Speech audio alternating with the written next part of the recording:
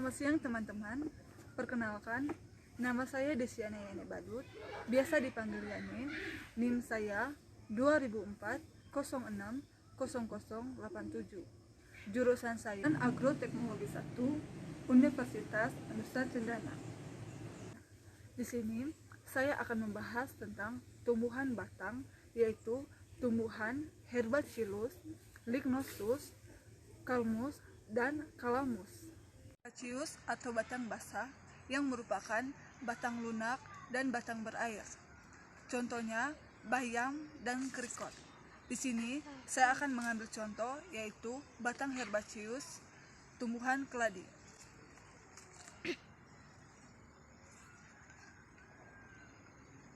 Di sini saya akan menjelaskan sifat-sifat batang dari herbaceous. 1. Pada umumnya, pertumbuhan batang tidak terbatas. Yang kedua, pada tumbuhan mempunyai sifat fotoropi, yaitu arah pertumbuhan ke atas atau menuju cahaya. Yang ketiga, pada batang, tumbuhan monokotil mempunyai ruas-ruas yang jelas. Pada tumbuhan dikotil, ruas-ruas batangnya tidak terlihat dengan jelas. Yang kelima, pada tumbuhan berbiji terbuka atau gymnospermae, hanya tumbuhan berkayu. Yang keenam, pada tumbuhan yang berbiji tertutup atau angiospermae, terdiri dari tumbuhan yang berbatang atau basah, batang mendong, batang rumput, dan batang berkayu. Yang ketujuh, beberapa jenis batang bisa dibedakan dengan bagian yang lain. Contohnya, pohon kelapa ada juga batang yang tertutup dengan daunnya. Lignosus atau batang berkayu, yang merupakan tumbuhan yang ukurannya besar dan keras karena sedikit mengandung air dan didominasi oleh kayu. Contohnya tumbuhan mangga, karamunting, brotowali, dan lain-lain. Di sini saya akan mengambil contoh tumbuhan batang mangga.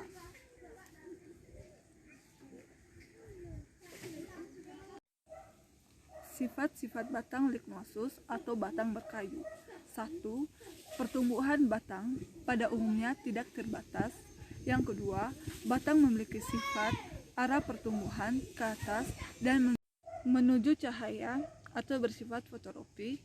Yang ketiga, pada tumbuhan berbiji terbuka atau gymnospermae, hanya terdiri atas tumbuhan berkayu.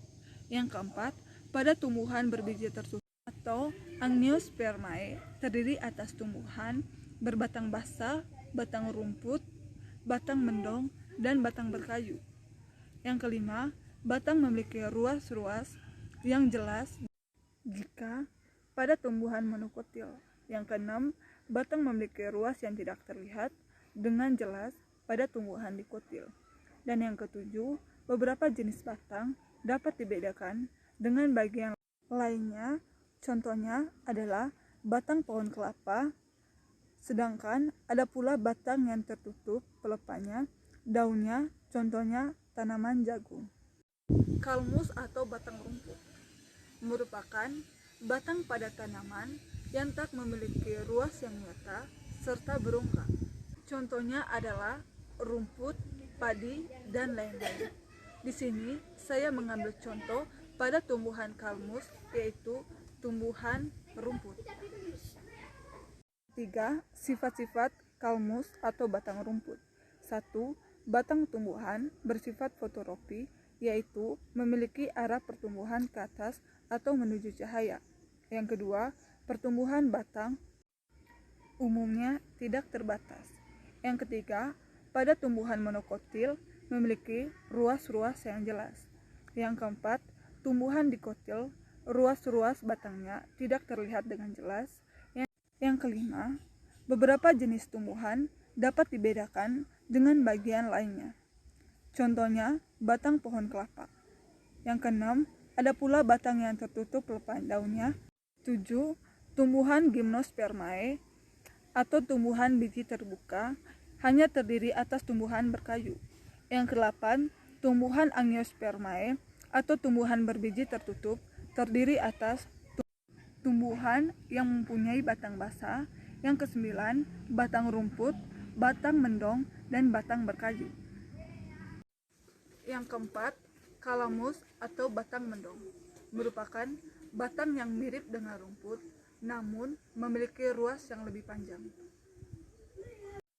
Contohnya tanaman ringgi, mendong, dan lain-lain. Di sini saya mengambil contoh pada tanaman batang, yaitu tanaman munawi. Di sini saya akan menjelaskan sifat-sifat dari kalamus atau batang mendong. Sifat-sifat dari kalamus sama dari sifat-sifat dari kalmus yang telah saya jelaskan tadi. Sekian dari saya penjelasan tentang morfologi tumbuhan batang. Saya, Desiana Yane Badut, mengucapkan sekian dan terima kasih.